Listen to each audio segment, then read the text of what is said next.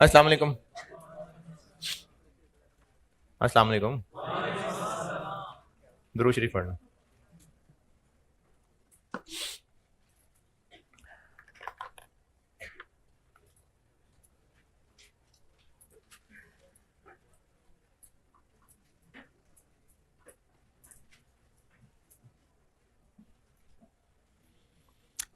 कल मैंने वो क्वेश्चन पूरा कर दिया था ना, एफ को भी कर दिया था।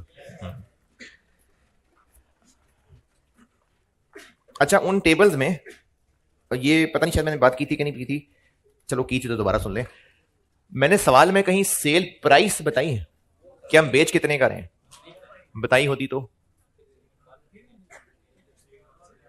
उस टेबुलर वर्किंग में हम कौन सी वैल्यूज ले रहे हैं? कॉस्ट ही लेते। सेल प्राइस बताई होती तो बताई होती। हम उन कैलकुलेशन में कॉस्ट ले रहे हैं क्योंकि वो सारी के सारी हमारी इन्वेंट्री स्टोर का रिकॉर्ड है। Cost of closing stock calculate कर रहे हैं, कॉस्ट ऑफ सेल्स कैलकुलेट कर रहे हैं, तो उस टेबुलर वर्किंग में सेल्स प्राइस का कोई काम नहीं है। नहीं है कोई काम।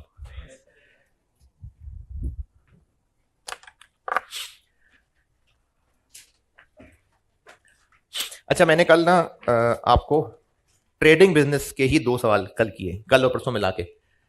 तो ट्रेडिंग बिजनेस के इन 2 सवालों को कराने के बाद एक समराइज सा कंक्लूजन बता रहा हूं।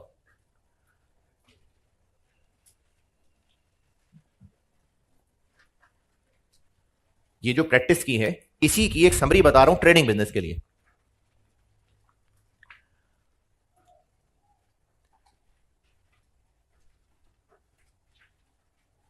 अगर पीरियोडिक सिस्टम है, पीरियोडिक, ये जो इन 2 सवालों से सिखाया है इसकी एक समरी बता रहा हूं। कुछ चीजें हां रिपीट कर रहा हूं लेकिन बस एक कंक्लूडिंग समरी बता रहा हूं। अगर पीरियोडिक सिस्टम है तो कॉस्ट ऑफ क्लोजिंग स्टॉक कैसे कैलकुलेट होगी?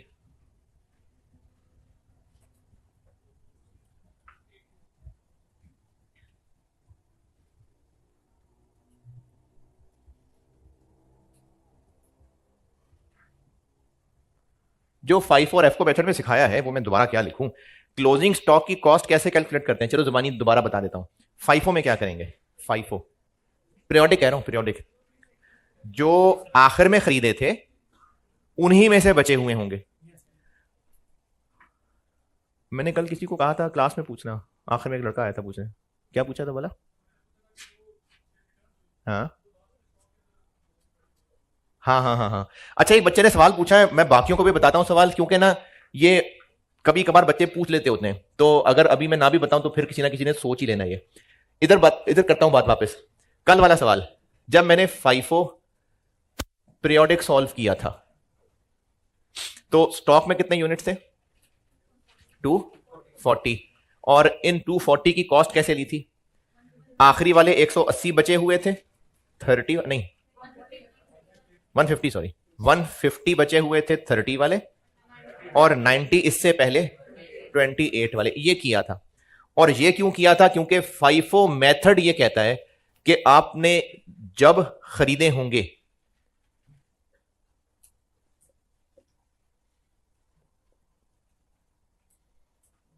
दूसरे कितने खरीदे थे?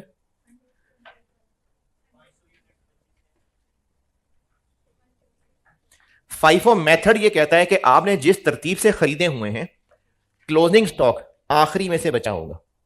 तो 150 ये वाले और इनमें से 90, ये फाइफो मेथड है, पीरियोडिक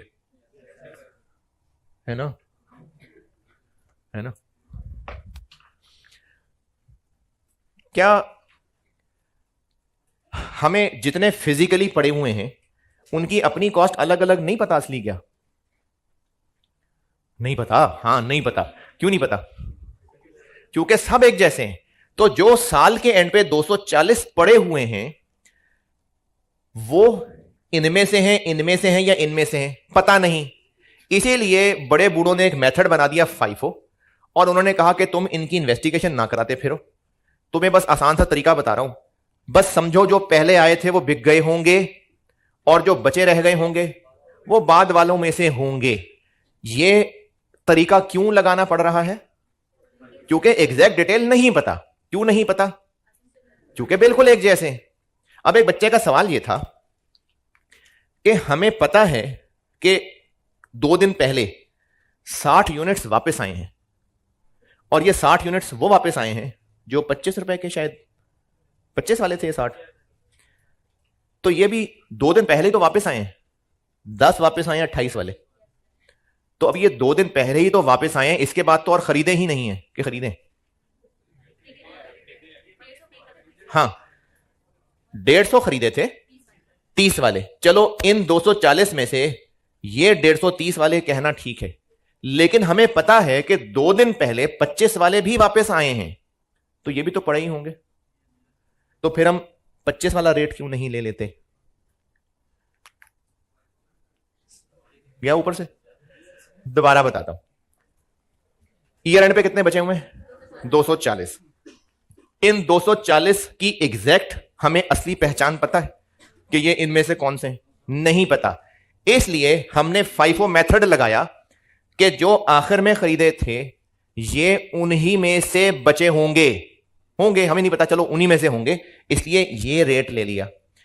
अब एक स्टूडेंट का सवाल ये है कि ये तो हम कह रहे हैं ना बचे होंगे, हमें पता तो चल रहा है कि जो 2 दिन पहले वापस आए हैं क्या वो बिक भी गए? 2 दिन पहले 60 वापस नहीं आए। अच्छा 3 दिन पहले आए होंगे, पता नहीं, मैं 2 दिन बोले जा रहा हूं, 3 दिन पहले वापस आए होंगे। 60 कब वापस आए थे? अच्छा चलो 6 दिन पहले वापस आए थे, उसके बाद भाई 3 दिन पहले वापस आ गए थे, क्या वो बिके दोबारा? सवाल देखें ना, अगर भूल गया तो सवाल देख लें। 60 जब वापस आए हैं तो क्या वो फिर बिके हैं? यानी वो स्टोर में पड़े हुए हैं। फिर कितने वाले थे वो 60? 25 वाले। तो जब हमें पता है कि 60 आए पड़े हैं 25 वाले, तो हम इन 240 में ऐसा क्यों नहीं कर लेते कि 150 30 वाले, 60 25 वाले और बाकी 30 28 वाले? ऐसा क्यों नहीं कर लेते? यह है एक बच्चे का सवाल। क्यों भाई? यही है ना। पहले ये बताएं,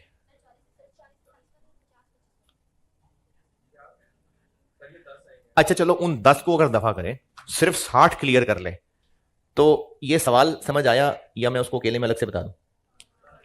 ये सवाल समझ आया तो फिर कर लें ऐसा। हाँ पीरियोडिक है, हाँ।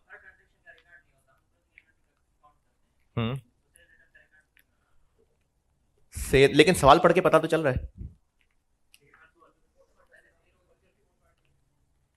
अच्छा चले, अगर यह सवाल किसी को समझ आया है तो भी जवाब देने से पहले, और अगर नहीं भी समझ आया तो भी एक और बात बताता हूं, फिर इसका जवाब देता हूं। आखिरी दिन 240 यूनिट स्टोर में पड़े हुए हैं। अच्छा, अब किसी दुकान पे भी आप कोई चीजें पड़ी हुई देखें तो शेल्व्स में ही रखी होती है ना, तो स्टोर में ये जो 240 यूनिट्स पड़े हुए हैं, हो सकता है कि ये इस तरह की कोई शेल्व्स हो, ये उनमें रखे हुए हों। अच्छा, जब सामान आता होगा तो स्टोर के ही वर्कर सामान रखते होंगे, और जब बेचते हुए निकालते होंगे तो वही लोग निकाल के देते होंगे। हो सकता है कि स्टोर वाले बंदे को किसी वजह से याद रह गया हो कि इस खाने में जो पड़े हुए ना 40, ये वो हैं वो जो 22 रुपए के खरीदे थे। ये उसको याद रह गया क्योंकि उसी ने इस खाने में रखे थे, और बाकी फिर आते रहे, इधर रखते रहे, फिर बेचता रहा, फिर रखते रहे, फिर बेचता रहा। उसको याद है कि बाकी तो नहीं पता, 40 ऐसे हैं जो मुझे याद है कि वो 22 वाले हैं। तो उसकी इस याददाश्त की बेस पे इन पे 22 का रेट लगा लें। क्यों? क्यों नहीं? क्योंकि उसको थोड़ी सी बात पता है, या तो पूरी पता होती तो चलो पूरी बात ले लेते। जब पूरी पता ही नहीं है तो इस थोड़ी को भी फिर इग्नोर करें। या तो हमें ना पूरी पिक्चर पता हो तो फिर हमें ये मजबूरियां ही नहीं है। ये मजबूरी लग ही क्यों रही है? क्योंकि पूरी पिक्चर नहीं पता। एक और मिसाल देता हूं, अगर वो भी नहीं समझ आए तो दफा करें, बेकार बात है। जितने स्टूडेंट यहां बैठे हैं ये कॉस्ट के रजिस्टर्ड स्टूडेंट, और ये जो बाहर अटेंडेंस लगा रहा होता है, तो अगर इसके पास सारे स्टूडेंट्स का नाम, शक्लें, सब उसके पास रिकॉर्ड है सबकी, और वो सबकी अटेंडेंस लगा सकता है, फिर तो चलो बाहर उसको बिठाना बनता भी है और अटेंडेंस लगानी बनती भी है। लेकिन अगर उसके पास पूरा डाटा ही नहीं है, बस वो कहता है जी मुझे बस 10-12 लोगों की शक्लें याद हैं, बाकियों का मुझे नहीं पता, तो फिर अटेंडेंस के तकल्लुफ की जरूरत नहीं है। जितने आ रहे हैं वो सब रजिस्टर्ड ही होंगे। या तो पूरी बात पता हो ना, फिर तो कंट्रोल लगाएं।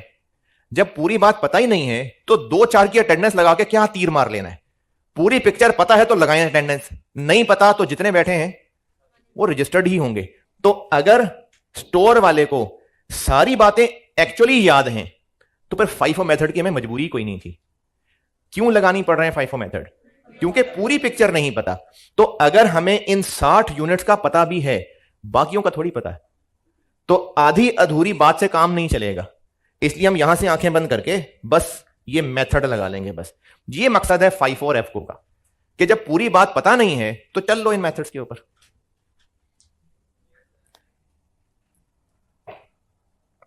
कहां से बात चल रही थी? हाँ, मैंने कल और परसों के सवालों से एक समरी बता रहा था कि पीरियोडिक सिस्टम हो, चाहे FIFO हो चाहे FCO हो, कॉस्ट ऑफ क्लोजिंग स्टॉक कैसे निकालते हैं? जो सीखा है 2 दिन में। FIFO में कैसे निकालते हैं? जो बच गए हैं वो रीसेंट परचेजेस में से होंगे, और सिर्फ परचेजेस में से, सेल रिटर्न नहीं लेनी, सिर्फ परचेजेस। और FCO में क्या करते हैं? रेट एवरेज कर लेते हैं। और किनका रेट एवरेज करते हैं? ओपनिंग और परचेजेस बस। सेल रिटर्न क्यों नहीं? अरे वो तो उन्हीं खरीदियों में से चीजें बिकी थी और वापस आई हैं। हम कह रहे हैं कि हमें स्टोर में चीजें लाते हुए कितनी कितनी कॉस्ट पड़ी थी, तो वो कब कब पड़ी थी? जब खरीदी थी। तो एवरेज रेट निकालने के लिए सिर्फ ओपनिंग स्टॉक, क्योंकि वो भी कभी ना कभी खरीदा ही था, और परचेजेस। लेकिन नेट परचेजेस। नेट क्यों? क्योंकि परचेज रिटर्न तो वो रिवर्स हो गई परचेज। तो हम सिर्फ इन्हीं को इस्तेमाल करके एवरेज रेट निकालते हैं और वो रेट क्लोजिंग पे लगा लेते हैं। ये क्लोजिंग हम कर चुके हैं, वो दोबारा नहीं लिख रहा बात। हाँ, कॉस्ट ऑफ सेल्स कैसे निकालें?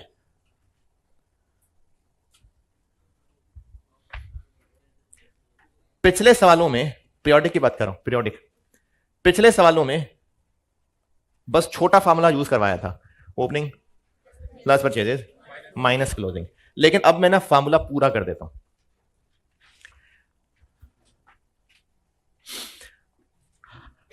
अच्छा, पीरियोडिक में हम कॉस्ट ऑफ सेल कोई फार्मूला लगा के निकालनी पड़ रही है।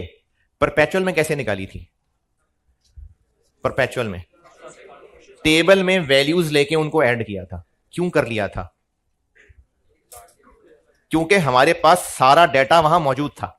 हमें टेबल में सारी ट्रांजैक्शंस लिखी नजर आ रही थी, उन्हीं में से चुन ली थी सेल्स वाली।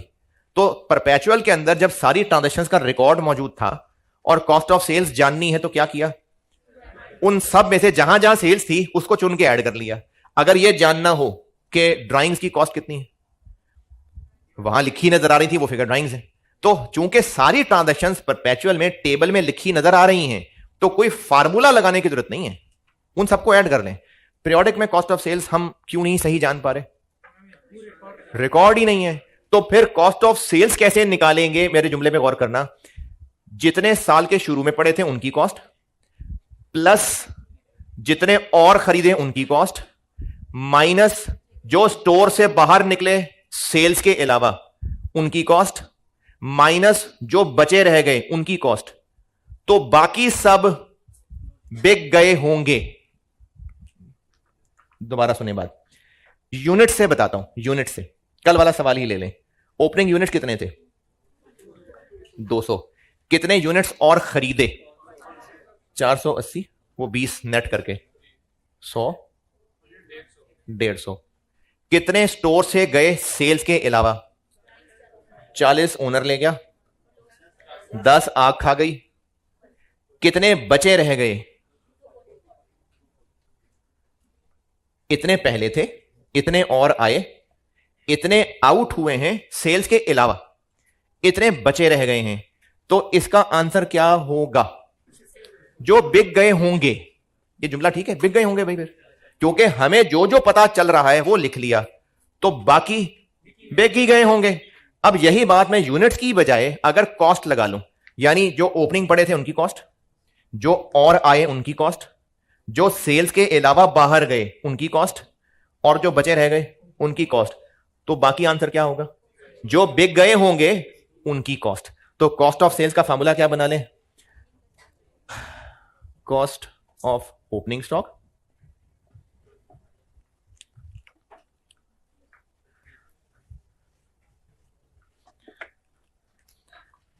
Plus total cost of purchases और net of returns minus cost of, अच्छा ये अंग्रेजी जो शायद बेशक थोड़ी अजीब सी है लेकिन देखें बात समझ आ जाए, all outs other than sale, ये बात ठीक है? यानी जितने भी स्टोर से आउट हैं सेल के अलावा उनकी भी कॉस्ट माइनस कर दें और minus cost of closing stock is equal to cost of sales. और पीरियोडिक में ये सारी कैलकुलेशंस हम कब कर रहे हैं? पीरियड एंड पे, यानी जब सारी ट्रांजैक्शंस हो चुकी हुई हैं। तो अब हम करेंगे क्या? ओपनिंग की कॉस्ट हमें पता है, परचेजेस भी पता है, जो ड्राइंग्स हुई हैं और जो गुड्स लॉस्ट हुई हैं वो भी पुराने वालों में से हुई होंगी, यानी पुरानों वालों का रेट लगा लें, ये निकाल चुके। इस सब का जो आंसर आएगा वो कॉस्ट ऑफ सेल्स। हाँ जी, सर की आवाज आई थी कहीं से जी। तो पीरियोडिक सिस्टम चाहे फाइफो हो चाहे एफको हो, क्लोजिंग स्टॉक ऐसे, कॉस्ट ऑफ सेल्स ऐसे।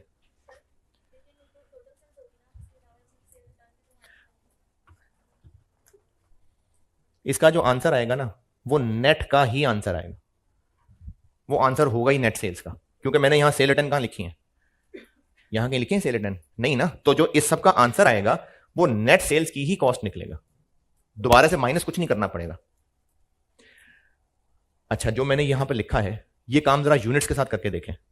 Opening 200 plus 480 plus 100 plus 150 minus 40 minus 10 minus 240, क्या आंसर आ रहा है? 6। सवाल में सेल्स कितनी लिखी हुई है? 480 एक है और 230 एक है, 60 वापस आई हैं और 10 वापस आई हैं, कितना बना? यानी इस सारे का आंसर नेट सेल्स की ही कॉस्ट निकलेगा।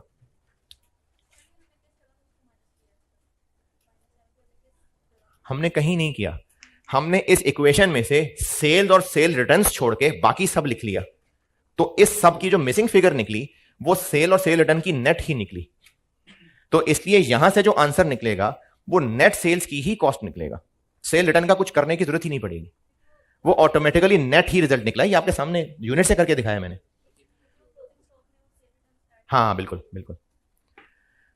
पीरियोडिक फाइफो हो चाहे एफ को, कॉस्ट ऑफ क्लोजिंग स्टॉक ऐसे निकलेगा, कॉस्ट ऑफ सेल ऐसे निकलेगा। और अगर परपेचुअल है तो फिर तो सारा कुछ टेबल में नजर आ रहा होगा, फार्मूले लगाने की जरूरत ही नहीं है।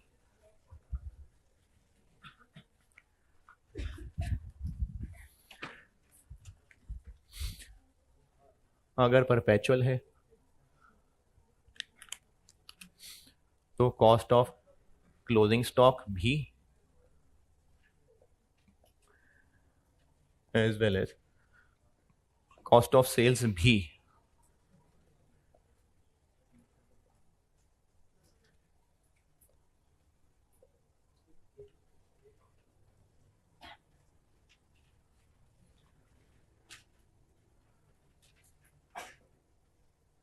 उस टेबल को ना इन्वेंट्री कार्ड कहते हैं। तो इन्वेंट्री कार्ड से ही निकल आएगा, कोई फार्मूले की जरूरत नहीं है, सब वहां मौजूद है, ये इन्वेंट्री कार्ड से ही मिल जाएंगे।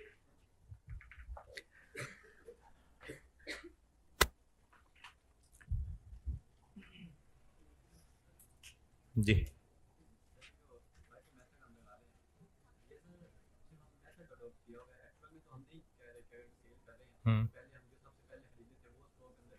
हाँ जी जी बिल्कुल ऐसा ही है।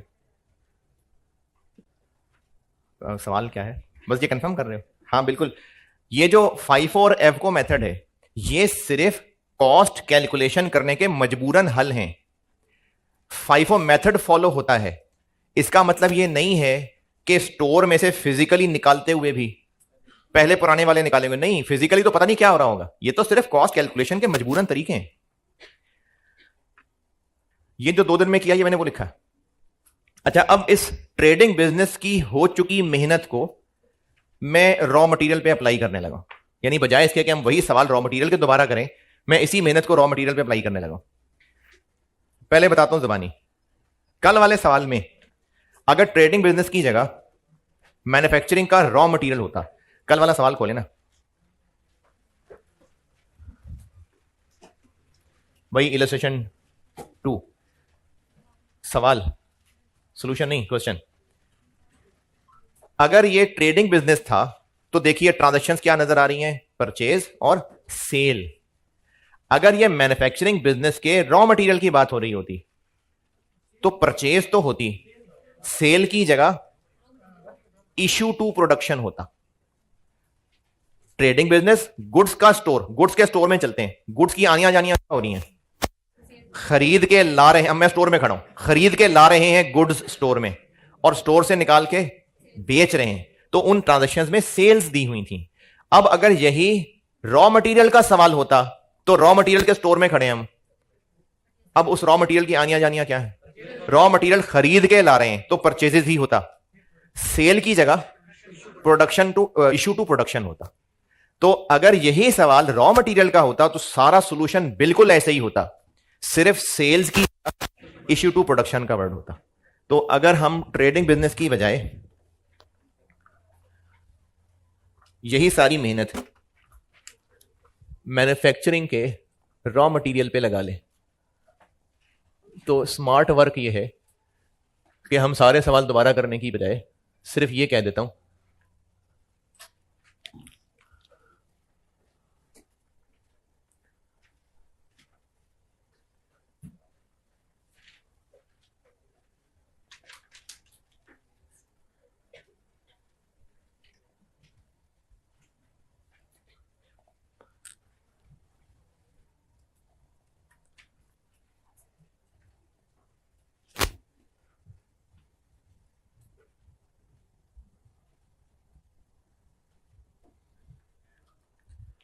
सारा कुछ सही होगा, सिर्फ सेल्स की जगह इशू टू प्रोडक्शन ले लेगा। यानी जो वहां पर सलूक सेल के साथ कर रहे थे, क्या सलूक कर रहे थे? इशू वाले कॉलम में लिख रहे थे। फाइफो था तो पहले पुराने वाले का रेट लगा रहे थे, एवको था तो एवरेज रेट लगा रहे थे। वही सवाल अब ट्रेडिंग बिजनेस की जगह अगर मैन्युफैक्चरिंग बिजनेस के रॉ मटेरियल का होगा तो सवाल में सेल्स की जगह इशू टू प्रोडक्शन आ जाएगा, ट्रीटमेंट वही होगा।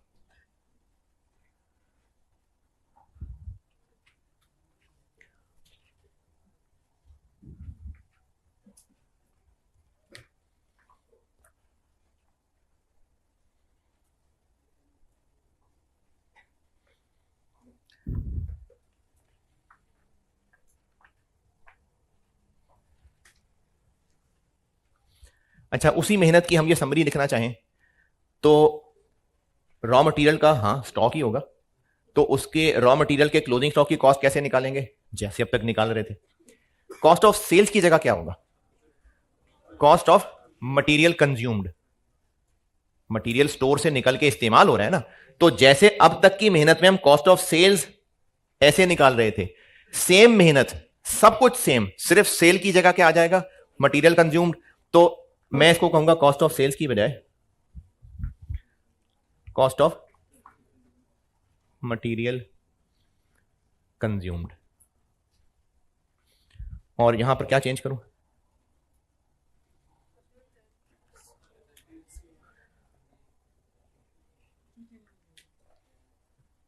सेल की जगह यह आ गया, यानी इशू टू प्रोडक्शन के अलावा बाकी सारे आउट। सेल की जगह बस ये कर दिया मैंने, बाकी सब वही है। अच्छा, परपेचुअल में भी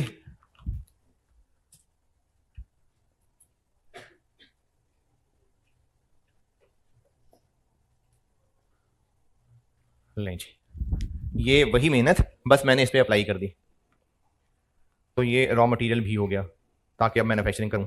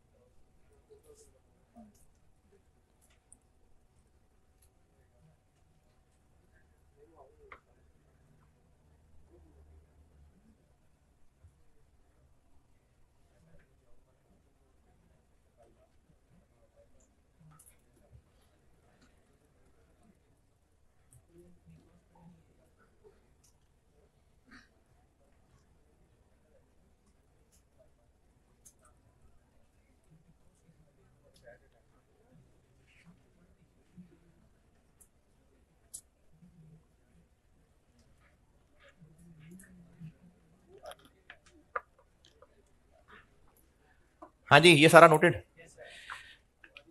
चलें, ट्रेडिंग बिजनेस बहुत है, अब आते हैं मैन्युफैक्चरिंग बिजनेस की फिनिश गुड्स पे।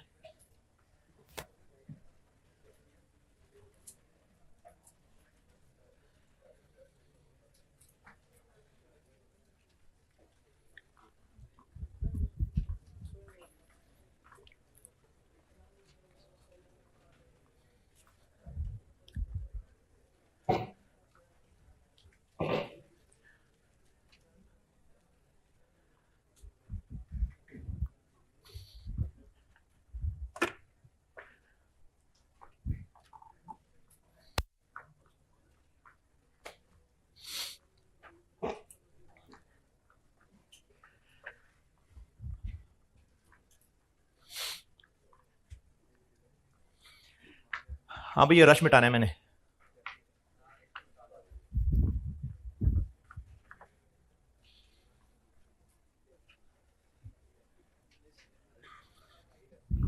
हाँ भाई, अगली गली वाले बता दूं सब।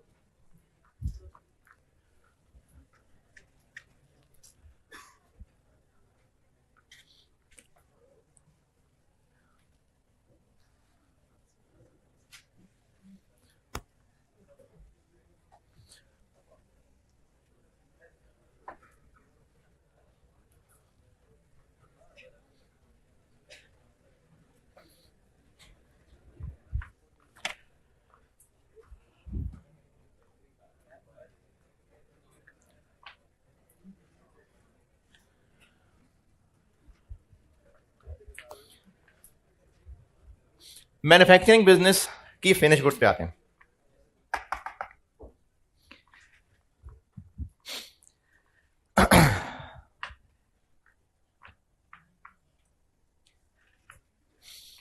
अच्छा, एक दिन पहले मैंने एक बात शुरू की थी और वो रह गई थी बीच में।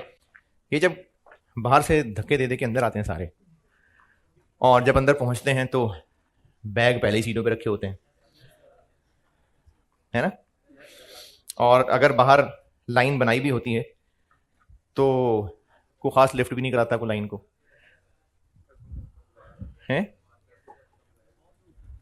अरे धूप की तो खैर है, जवान लोग हैं, लेकिन लाइन, कुछ कुछ लोगों को लग रहा होता है कि लाइन बनाने का फायदा कोई नहीं है, जिसका जहां जोर लग रहा है वो लाइन तोड़ के आ जाता है ना। फिर फिर बैग्स पिछली क्लास वाले ही अपने दोस्तों के लिए रख लेते होते हैं। फिर वो आते हैं तो वो बैग उठा के, और दोस्त अपनी तशरीफ रख लेते हैं, वो बैग उठा के वापस ले जाते हैं। तो इस मसले का सर कोई हल करें। सर क्या करें, तो मैं क्या करूं बताएं, हैं? देखें देखें, इसका ना प्रैक्टिकल हल तो कोई नहीं है, क्योंकि अगर बाहर लाइन बनवा भी लें, डंडे भी मार लें, गिट्टों पे डंडे मारें, तो इसको कैसे इंश्योर करें कि जब अंदर लोग पहुंच रहे हैं तो पहुंचने के बाद फिर धक्के देके छलांगे लगा के आगे नहीं पहुंच जाता, या वहीं से बैठ के बास्केटबॉल की तरह अपना बैग अगली सीट पे नहीं फेंक देता, या जो आगे आके बैठा है वो एक सीट पे खुद बैठेगा, दूसरी पे बैग रखेगा, तीसरी पे एक किताब रखेगा, चौथी पे एक और रजिस्टर, इस पे कैसे कंट्रोल होगा। और जो लोग FAR 2 में पहले बैठे हुए थे वो नहीं पढ़ रहे कॉस्ट, लेकिन वो अपने दोस्तों के लिए बैग यहीं छोड़ गए, और ये समझ आएगा कि अच्छा भाई ये तो FAR 2 में भी बैठे थे तो चलो इनका पहला हक है। ये तो कंट्रोल नहीं हो सकता। लेकिन अगर कोई और कंट्रोल स्ट्रांग करके कोशिश कर भी लें तो बेटे 20 मिनट तो इसी में लग जाया करेंगे। तो अब बात रह गई सिर्फ और सिर्फ आपके खिलाफ की। तो उसमें मैं आपको ना सिर्फ समझा सकता हूं। अच्छा, वैसे तो मैं कुछ 10-12 क्लासेस लेता ही हूं, जब आप बच्चों को यकीन आ जाए कि हाँ सर कॉस्ट पढ़ा सकते हैं, तो फिर आस्ता आस्ता छेड़ता हूं। और जो लोग पुराने जानते हैं तो पूरे सेशन में छेड़ता रहूंगा इंशाल्लाह। कोई कोशिश करूंगा कोई बिलीफ बेहतर कर सकूं या कुछ और पर्सनैलिटी में बेहतरी ला सकूं, ये चलेगा काम। कॉस्ट पढ़ाऊंगा इंशाल्लाह, कॉस्ट ही पढ़ाऊंगा, लेकिन और भी नसीहतें चलती रहेंगी। तो मुझे खुद भी पता है जो मैं बात अभी कर रहा हूं ये कम इंपॉर्टेंट है, ज्यादा इंपॉर्टेंट इससे पीछे का यकीन है, लेकिन चलो कर देता हूं बात।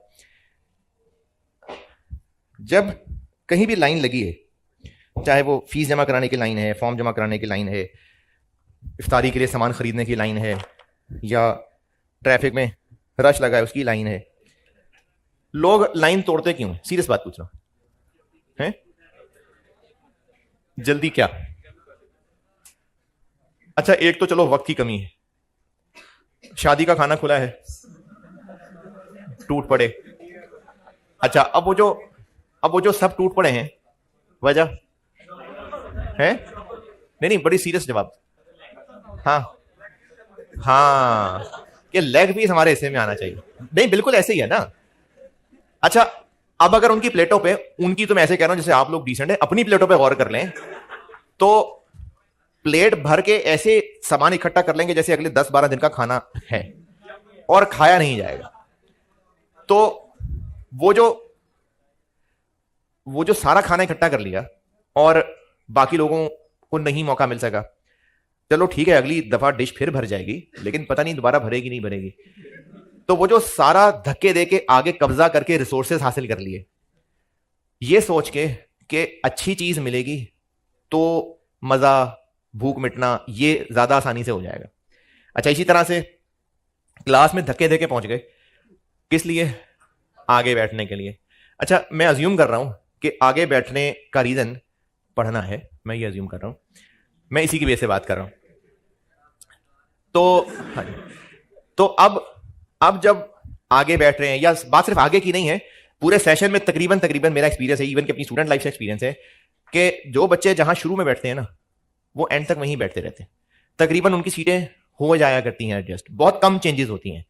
तो उनको वहां पर बैठ के बोर्ड का एंगल, एसी की कोई थ्रो आती हो, या ज्यादा दूर होंगे तो नजर सही नहीं आएगा, इस हिसाब से वो समझते हैं कि ये जगह होगी तो मुझसे सही पढ़ा जाएगा। अब वो लाइन भी तोड़ेगा, दोस्त को अपना सामान भी कहेगा मेरी सीट रख ले जाके, जो भी करेगा ये सारा कुछ क्यों कर रहा होगा? कि उसको लगता है कि ये जगह बैठेगा तो उससे पढ़ा जाएगा। लाइन तोड़ना, फॉर्म जमा कराना है कि मैं पहले फारिग हूंगा, जल्दी फारिग हो जाऊंगा तो मेरे लिए आसानी है। ये होती हैं हमारी गलत फहमियां। हम जो एक्शन लेते हैं ना, उन एक्शंस के रिजल्ट्स अल्लाह के हाथ में होते हैं। जैसे आप किसी एक चेयर पे आके बैठ गए, आपको यह लग रहा है कि उस जगह बैठकर ही आपको सही समझ आएगी, या उस जगह बैठ के ही सही ठंड आएगी, या फलानी बोटी प्लेट में आएगी तो ही मजा आएगा और तो ही भूख मिटेगी।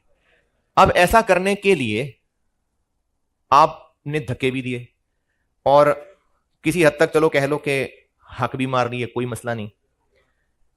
अच्छा, अगर तो मैं बेकार बात कर रहा हूं तो मैं चुप कर जाता हूं, मैं सीरियस बात कर रहा हूं फिर अपने मरासीपना कर रहे हैं बीच में।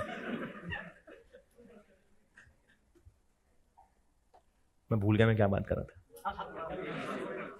तो ये ना हमारी गलत फहमी है कि हम लोग रिसोर्सेज अपनी मर्जी के हासिल करने के लिए हक मारते हैं। हमें यह लगता है कि अपनी रिसोर्सेज अपनी मर्जी के हासिल करेंगे तो उनसे हमारा रिजल्ट अचीव हो जाएगा। ये धोखा है। आपके पास क्या कंट्रोल है इस बात का कि आपने जोर जबरदस्ती धक्का देके किसी के साथ नाइंसाफी करके जो सीट हासिल कर ली है, आपको उस दिन वाकई समझ आ जाएगा, उस दिन वाकई ठंडी हवा आ जाएगी? कंट्रोल है? नहीं है। तो बेटे, जो हक मारना तो एक वैसी बुरी बात है ना, इंसाफ, लेकिन जो दूसरों के लिए आसानी कर देता है ना, अल्लाह उसके लिए आसानी कर देता है। यानी अगर कोई सिर्फ इस वजह से कि चलो भाई ठीक है, नहीं मैंने धक्के भी नहीं देने, किसी ने आगे बैठ गया जाके, खैर है बैठ जाए भाई, जाके आए शराफत से, जहां जगह मिली बैठ गए, इस नीयत से कि चलो ठीक है मैंने किसी के लिए मुश्किल तो नहीं की, उसको वहां बैठकर वो ज्यादा समझ आ जाएगा जो अगर वो धक्के दे के अपनी मर्जी से जाके बैठता तो उसको समझ ना आता। क्योंकि हमारा काम होता है अपने हिसाब से एक्शन लेना, लेकिन उसके रिजल्ट्स हमारे हाथ में नहीं होते। जो धक्के देके लेग पीस डाल लेगा, हो सकता है उस चिकन को उस लेग पे चोट लगी थी और वहां से खून जमा हुआ था। कभी बोटी में इस तरह के ना आपको कोई वो रेड स्पॉट, ब्राउन स्पॉट, कभी ग्रीन स्पॉट मिल जाएंगे। आपने लेग खा ली, उसके बाद शरातो रात निकाल भी दी, और सुबह का खाना भी साथ बाहर आ गया, और 2 दिन जो हालात खराब रहे वो और थे। तो वो अपनी मर्जी का खाना ले भी लिया ना, यह कि रिजल्ट भी नहीं मिला, पिछला स्टॉक भी गया। तो अगर शराफत से जाके एक विंग की बोटी ही खा लेते तो हो सकता है उसी में मजा आ जाता। तो इसलिए ना ये लोग जब आप क्लास में एंटर होते हैं, इसके ऊपर कोई कंट्रोल नहीं किया जा सकता। मतलब सर इसमें नहीं कुछ कर सकते, बच्चे मुझे मैसेजेस करते हैं सर इसमें कुछ करें, सर नहीं कर सकते। आपके वालिदैन नहीं इसमें कुछ कर सके इतने साल तक, मैंने क्या कर लेना है? क्योंकि ये तो वो तमीज अदब है जो 20 साल तक आपके वालिदैन कोशिश कर रहे थे सिखाने की, लेकिन उन्होंने भी क्या करना था, उन्होंने आपको कह ही देना था, लाइन तो खुद भी तोड़ रहे होते हैं वो। तो आपने तो अपने अम्मा अब्बा से सीखना है, आपने तो नहीं से सीखना है। तो इसलिए ये तो बेटे सिर्फ लिहाज ही है, बस वही लिहाज करने को कह सकता हूं, लिहाज कर लें, ना रखें दोस्तों की सीटें। ये जब बचपन में जो बच्चे लग रहा होता है क्यूट हरकतें कर रहे हैं, और उन क्यूट हरकतों के अंदर वो अगर गौर करें तो बदतमीजी बन रही होती है, लेकिन हम कहते हैं जी बड़ा माशाल्लाह माशाल्लाह देखो कितना क्यूट हरकत कर रहा है। उस वक्त हमें उसको इनकरेज करते हुए ये नहीं पता चल रहा होता कि ये कल को इससे आगे भी बढ़ेगा। उस वक्त तो लग रहा है नहीं नहीं क्या क्यूट बात ही थी, इसमें ऐसी क्या बात है, लेकिन उस वक्त उन छोटी छोटी चीजों पे फिक्र ना करना कल को वो ज्यादा बड़े काम भी करेगा। तो इसलिए ये जो आप अपनी, हम इंक्लूडिंग मी, जब हम अपनी सोसाइटी के अंदर छोटे छोटे हक मारते हैं ना, मैं आपको एक हदीस का मफहूम बताता हूं, है तो अपेरेंटली बहुत छोटी बात लगेगी, लेकिन मैं आपको सिर्फ ये बताना चाह रहा हूं कि कितनी इंपॉर्टेंस है। एक हदीस का मफहूम आपने इस बात से मना फरमाया है। अच्छा, उस दौर की तो एक मेन चीज खजूर होती थी, एक बड़ी अच्छी खुराक और एक स्वीट डिश कह लें। आप ने इस बात से मना फरमाया है कि एक वक्त में 2-2 खजूरें खाना, जब तक बाकी साथियों से इजाजत ना ले। इसको आप इस तरह से विजुलाइज करें कि एक बर्तन है, उसमें ज्यादा लोग खाना खा रहे हैं, तो अगर कोई एक वक्त में ज्यादा ज्यादा उठा के खाएगा तो ज्यादा खा जाएगा ना। यानी अगर लेट से 4 खजूरें, नहीं 4 तो कम हो गई, 8 गुलाब जामुन है, 4 लोग खाने वाले हैं, इंसाफ के एतबार से पर बंदा 2 बनते हैं। तो अगर कोई एक वक्त में उठा के 3 उठा के तुन लेता है तो उस वक्त तो ये शुगल लग रहा है, लेकिन एक छोटी सी हरकत ने उसको ये रियलाइज कराया कि मसला ही कोई नहीं किसी का हक खाना, मसला ही नहीं है। यही है जो बड़े होकर फिर करोड़ों अरबों भी खाएगा। तो आपको ना अभी रियलाइज नहीं होगा कि ये धक्के दे के लाइन तोड़ने से आपको क्या फर्क पड़ेगा, लेकिन आपकी जिंदगी पे इस पे असर पड़ेगा।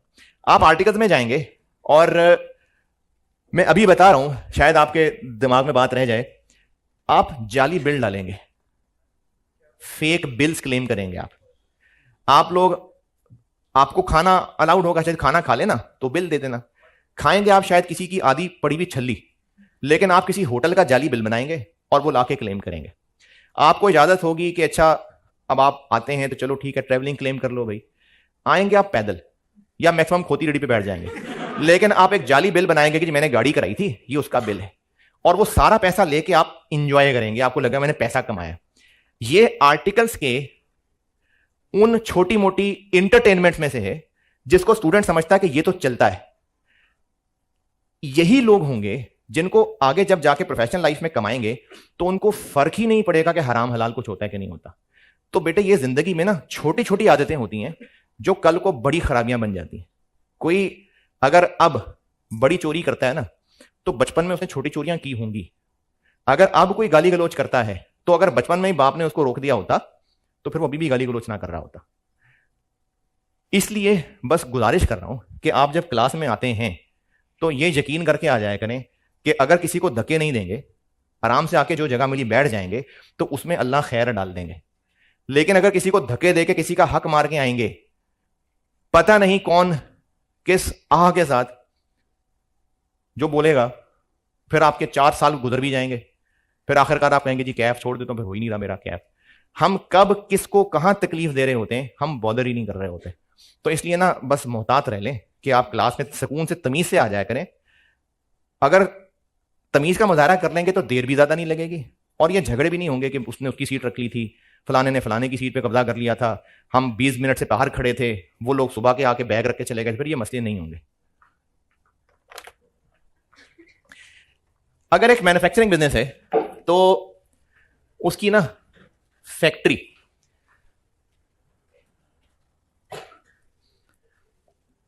रॉ मटेरियल का स्टोर और प्रोडक्शन प्रोसेस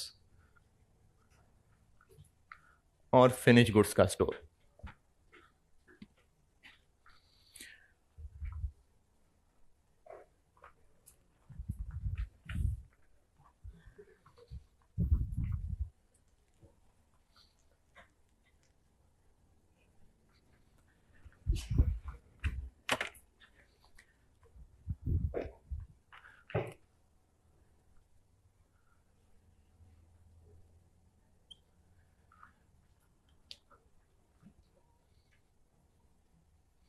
अच्छा, मैंने ना जिंदगी में ऐसे बहुत सारे लोग देखे हैं जो जबरदस्ती करके, धक्कम पेल करके, दूसरों का हक मरता है तो मरे, खैर है, ये नहीं करते।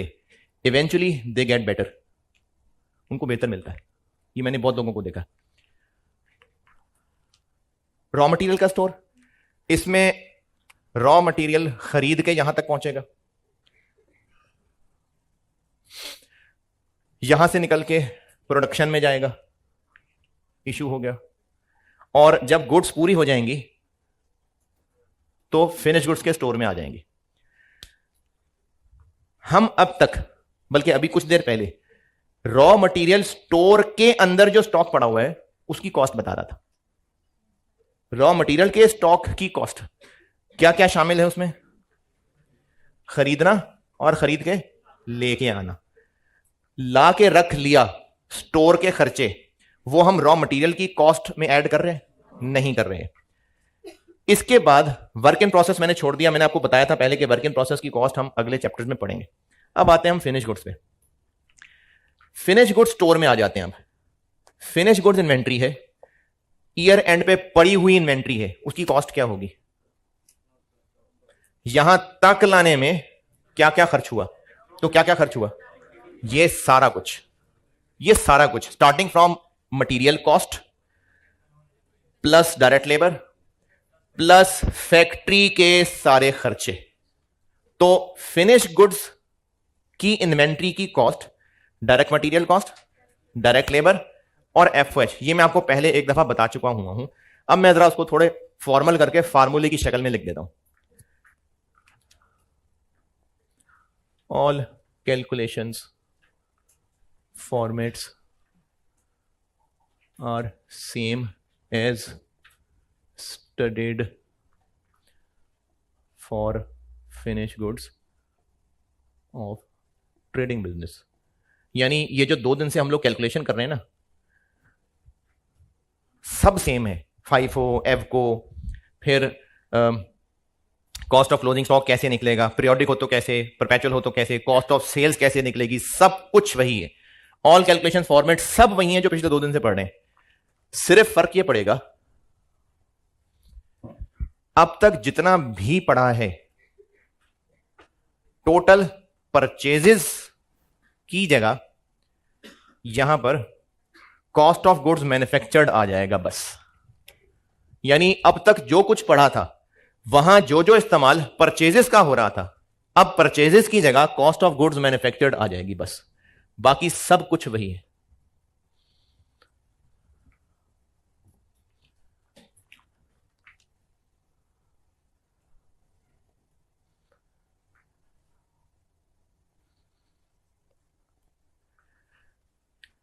अब तक जो भी सवाल किए थे उनमें हम परचेजेस की फिगर का क्या काम कर रहे थे परचेजेस का? चलो FIFO मेथड है।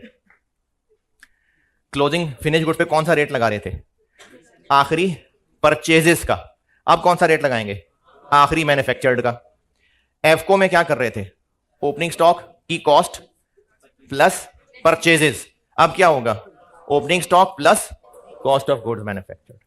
तो जो कुछ अब तक हम कर रहे थे परचेजेस के साथ, बस वर्ड परचेजेस की जगह ये आ जाएगा, बाकी सब वैसे ही। Closing stock, cost of sale, सब कुछ वही है, सिर्फ परचेजेस की जगह कॉस्ट ऑफ गुड्स मैन्युफैक्चर्ड आ जाएगा। और कॉस्ट ऑफ गुड्स मैन्युफैक्चर्ड फिर कैसे निकाल लें?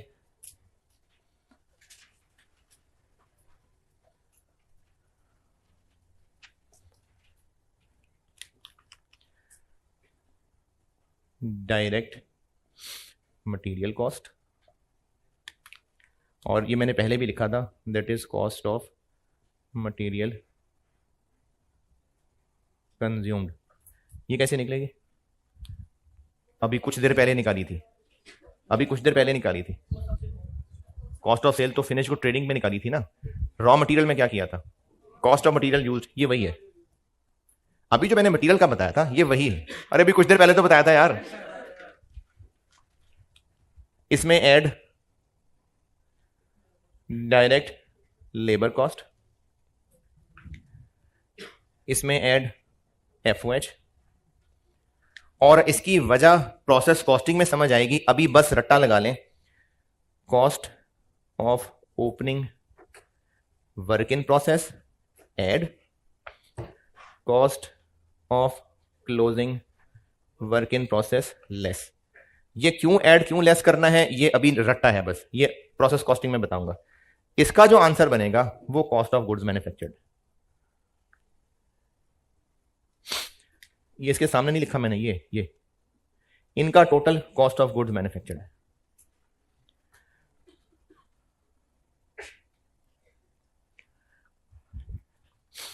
अच्छा, ये मैंने ना ये जो लाल बाउंड्री बनाई है, इससे मैं कहना ये चाह रहा हूं,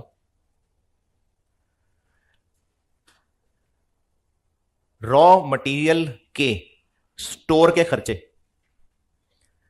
मैंने फैक्ट्री की बाउंड्री में रखे हैं, एफओएच का हिस्सा है।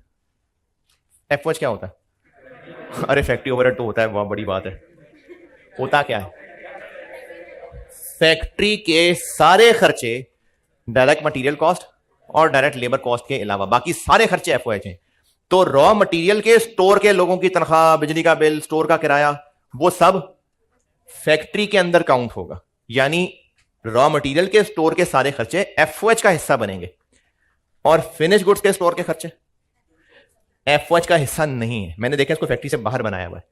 तो ये फैक्ट्री की बाउंड्री लगाने के लिए मैं जो आपको बात बता रहा हूं, लिख लेते बेशक, कि रॉ मटेरियल स्टोर के सारे खर्चे एफओएच का हिस्सा हैं, फिनिश गुड स्टोर के खर्चे एफओएच का हिस्सा नहीं है। रॉ मटेरियल स्टोर के खर्चे यानी वहां के लोगों की सैलरीज, वहां के जितने भी एक्सपेंसेस हैं, वो एफओएच का हिस्सा हैं। क्यों है एफओएच का हिस्सा? क्योंकि वो फैक्ट्री का हिस्सा है। लेकिन फिनिश गुड स्टोर फैक्ट्री से बाहर है, तो इसलिए फिनिश गुड स्टोर के जितने खर्चे हैं वो एफओएच में नहीं होंगे शामिल।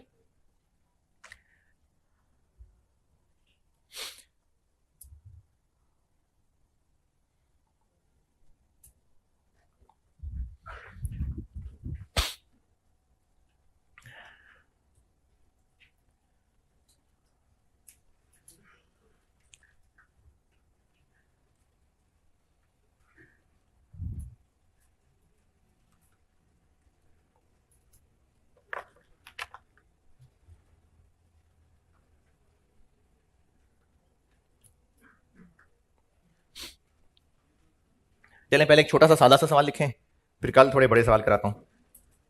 सवाल लिखें।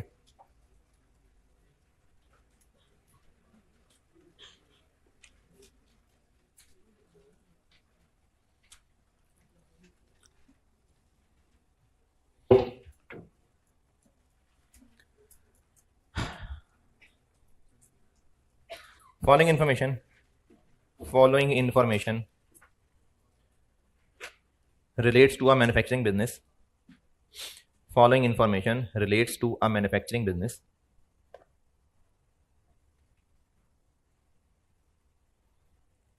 for the month of April. For the month of April.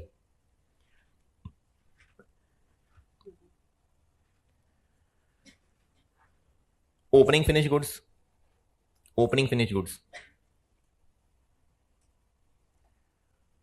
240 units, 240 units at the rate of 30 रुपए का एक 30।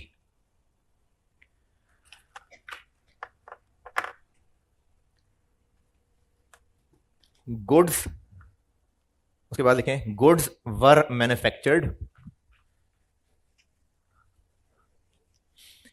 as follows. अब ये as follows बता रहा हूं।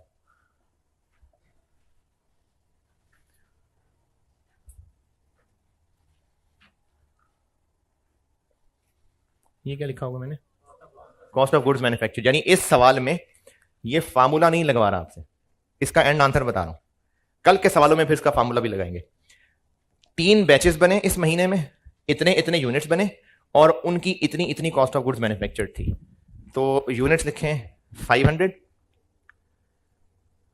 750 और 300 यूनिट्स बताए मैंने। पहले बैच में 500, दूसरे में 750 और तीसरे में 300। और कॉस्ट ऑफ गुड्स मैन्युफैक्चर्ड पहले में 16,500 यानी 16,500 रुपीज, दूसरे में 27,000 रुपीज, 27,000, और तीसरे में 12,000, 12,000 रुपए। इसके बाद लिखें total sales for the month, total sales for the month.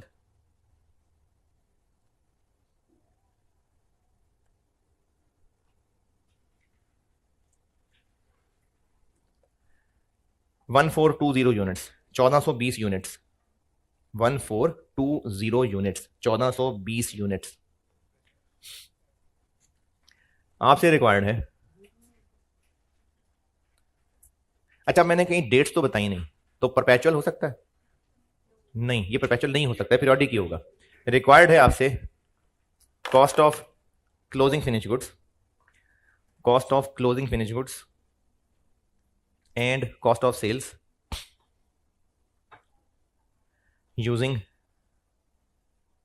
Using part A FIFO method, part B FGO method. Cost of closing stock और कॉस्ट ऑफ सेल्स FIFO से भी और FGO से भी। अच्छा, ये आपका होमवर्क है, लेकिन अगर ये ट्रेडिंग बिजनेस का सवाल होता तो ये क्या बताया होता? ये परचेजेस होते, यानी पहले इतने खरीदे थे टोटल इतने के, इतने खरीदे थे टोटल इतने के, इतने खरीदे थे टोटल इतने के। तो जैसे ये सवाल करते बिल्कुल वैसे ही होगा, बस परचेजेस की जगह ये आ जाएगा। तो जो जो सलूक आज तक परचेजेस के साथ कर रहे थे, बस परचेजेस की जगह अब वो कॉस्ट ऑफ गुड्स मैन्युफैक्चर्ड, बिल्कुल सेम सवाल वैसे ही होगा। तो ये आपका होमवर्क। चलें ठीक है जी, जाएं।